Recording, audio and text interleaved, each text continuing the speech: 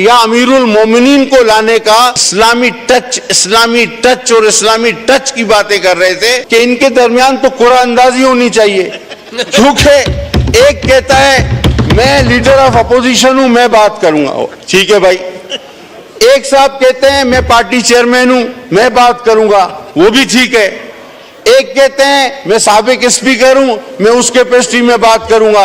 अच्छा भाई, और पार्टी का जो नाम है, वो है सुन्नी इत्तेहाद कौंसिल। उस बेचारे को तो बात करने ही किसी ने नहीं दिया, उसके चेयरमैन को तो उनको तो कोई पूछता ही नहीं है।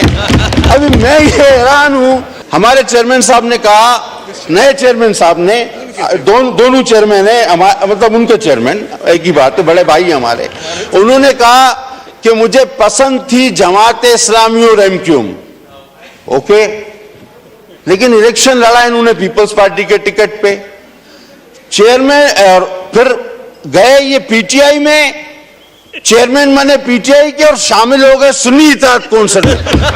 ये तो पूरा अलजबरा का सवाल है सर।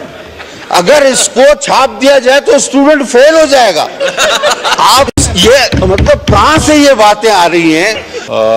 आपकी तवज्जुह से मैं पैगाम देना चाहूँगा अपने इंतहाई मोतबर साबिक स्पीकर साहब को, जिन्होंने चंद सवालात उठाए और बार बार ये जोर दिया कि किस कानून के तहत हमें फलां चीज़ की इजाज़त नहीं दी जा रही। तो मैं ये अर्ज़ करूँगा कि जनाब, ये वही कानून है जब हम आपके दफ्तर के बाहर सारी रात बैठे रहते थे बशमूल ख़वातीन के, और प्रोडक्शन आर्डर जारी नहीं होता था, आप पिछले दरवाजे से निकलकर चले जाते थे, हमें पता चलता था स्पीकर साहब चले गए। ये शायद उसी तरह का कोई कानून हो, या ये उसी तरह का शायद कोई कानून होगा कि हमारी अमेंडमेंट्स जमा होती थी, 40-40 दिन बिल एक दिन में पास हो जाते थे। अमेंडमेंट को पहली बार रोंदा गया, जमा शुदा अमेंडमेंट्स को, शायद ये उसी तरह का कोई कानून हो। या आप कहते हैं कि 85 की मजलिस शूरा से भी इस असेंबली को आप कमजोर समझते हैं। मैं समझता हूं पिछली असेंबली, जब आप सबको बखूबी पता है कि वो किस तरह उसके कोरम पूरे कराए जाते थे, मेंबरान लोकेशंस भेजते थे किसको कि जी हम पहुंच गए, हमारी जान छोड़ दो, हम पहुंच गए, हम बिल पास करने पहुंच गए, हमने कोरम पूरा कर दिया है। आज भी वो मेंबर यहां मौजूद है और बहुत सारे खुलकर बताएंगे कि किस तरह ये असेंबली 2018 से 23 तक चलती रही, बल्कि 22 तक ये किस तरह चलती रही। लेकिन मुझे इस पर कोई एतराज ना होता कि गिला किया जाता हुकूमत सिंध से। अब मुझे नहीं पता कि वो क्या मसला है, लेकिन आपने नाम लिया हमारे पार्टी चेयरमैन का, जिनका ना कोई इजाजत देने से ताल्लुक, ना कोई जलसे के हवाले से उनका कोई एतराज। वो एक पार्टी चेयरमैन है, गवर्नमेंट अलग चीज है, पार्टी चेयरमैन अलग चीज है। और जनाब, आपको कोई इजाजत कैसे नहीं देगा? आप तो तैयारी कर रहे हैं कि जेल पर हमला करके अपने चेयरमैन को वहां से छुड़ाएंगे। तो आप तो बड़े जोरावर लोग हैं, आपको कौन रोक सकता है?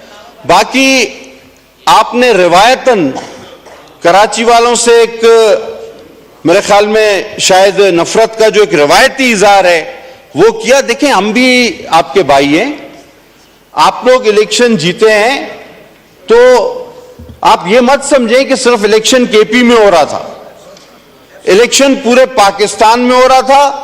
नताइज कुछ आपके हक में भी आए हैं, कुछ दूसरों के हक में भी आए हैं। 2018 में भी यही हुआ था। सर, मैं आपको आज अपनी मिसाल देता हूं पूरे सिंध में। 2018 में एक दिन में मेरी 3 बार रिकाउंटिंग कराई गई कि किसी तरह इसको हराया जाए। 3 days and 3 nights आवाज, मैं हफ्से बेजा में था आरओ ऑफिस में 2018 में, लेकिन हमने एक सियासी वर्कर की तरह उसका मुकाबला किया और इस शाइस्तगी को, इस हाउस के तकद्दुस को हमने अपने, इस हाउस की जमहूरियत की बका को कभी अपने हाथ, इस दामन को हमने अपने हाथ से निकलने नहीं दिया। लेकिन आज जो आज जो हम देख रहे हैं, जिस तरह एहतजाज होते हैं, होने भी चाहिए, हमने भी किए हैं। मैंने एक बार एक जसारत की थी, शायद कुछ यादें माजी भी आ जाए जो कि अजाब ही है। मैंने जसारत की थी, मैंने अप्रोच किया था। मैं हमेशा पूछकर अप्रोच करता हूं कि मैं I approach speaker, mister speaker, जो आपके साथ भी करता हूं। मैंने इन्हीं साहब को एक बार कहा था, मैंने कहा आपका नाम तारीख में लिखा जाएगा।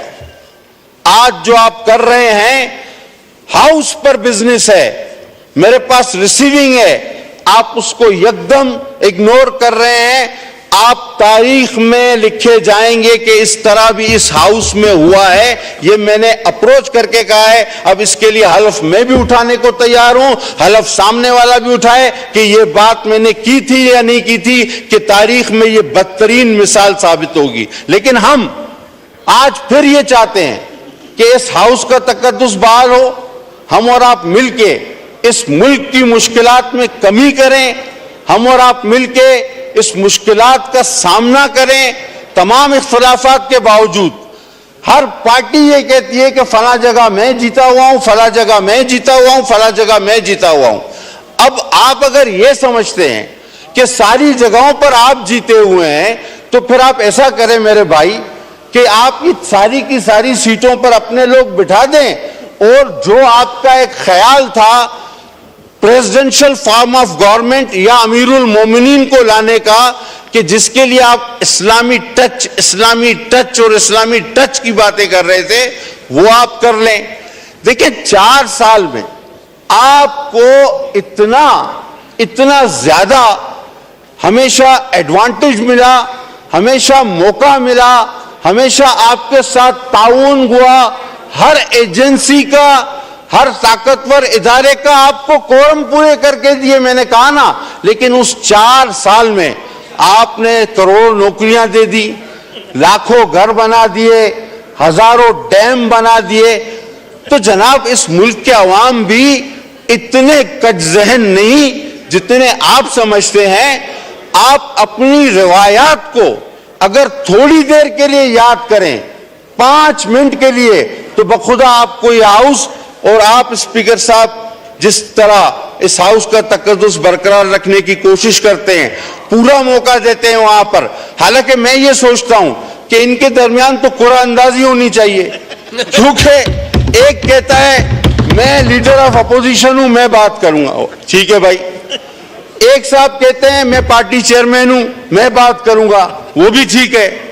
एक कहते हैं मैं साबिक स्पीकर हूं, मैं उस कैपेसिटी में बात करूंगा। अच्छा भाई, और पार्टी का जो नाम है, वो है सुन्नी इत्तेहाद कौंसिल। उस बेचारे को तो बात करने ही किसी ने नहीं दिया, उसके चेयरमैन को तो उनको तो कोई पूछता ही नहीं। अभी मैं ये हैरान हूं कि ये पार्टी कौन सी है। अच्छा, अब आपको एक सर मजेदार बात बताऊं। हमारे इस नए चेयरमैन साहब ने एक बात की। अब हमारे नए चेयरमैन साहब, मुझे बड़ा एहतराम है उनका, एक बात की, उन्होंने कहा कि सर मैंने इंटरप्ट नहीं किया, मुझे बात करने दीजिए सर, मुझे बात करने दीजिए।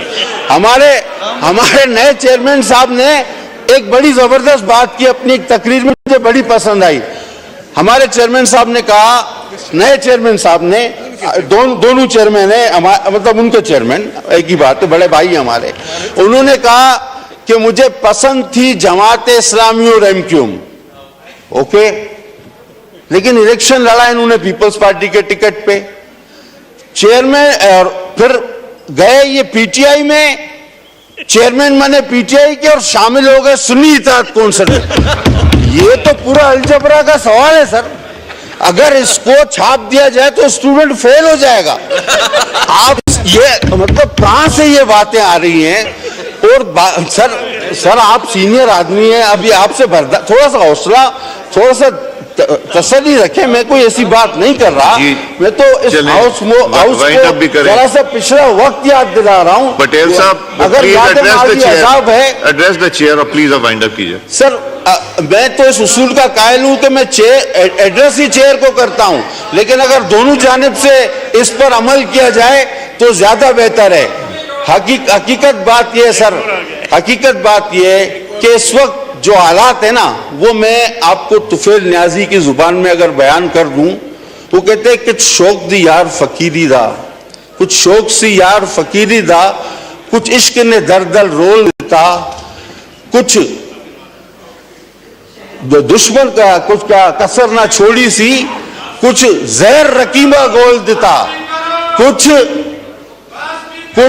अभी करता हूं, वो कुछ जहर रकीबा रोल देता, कुछ सड़ गई किस्मत बदकिस्मत दी, कुछ यार जुदाई विच रोल देता, कुछ होंज भी गलियां औखियां सन, कुछ गल विच गमादा तोक भी सी, कुछ शहर के लोग भी जालिम सन, कुछ सानू मरण का शौक भी सी। ये हालत है इनकी इस वक्त। जी शुक्रिया। मेरे लिए असद कैसर साहब